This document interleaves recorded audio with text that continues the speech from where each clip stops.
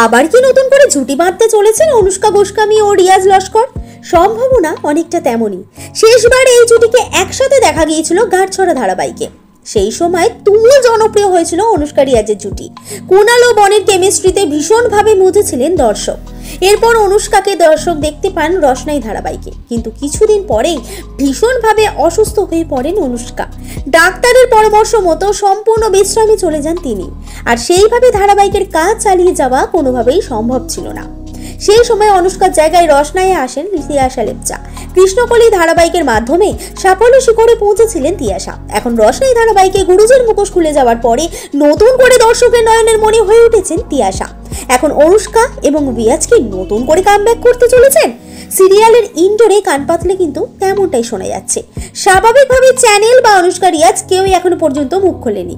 এমনই বিনোদন দুনিয়ার প্রতি মুহূর্তের হাড়ির খবর তাড়াতাড়ি আপনাদের কাছে পৌঁছে দিতে বদ্ধপরিকর টাইমলাইন ক্রিয়েশন। আপনাদের কেমন লাগে অনুষ্কা ও রিয়াজের জুটি? মন্তব্য করে জানান আমাদের মন্তব্যের বাক্সে।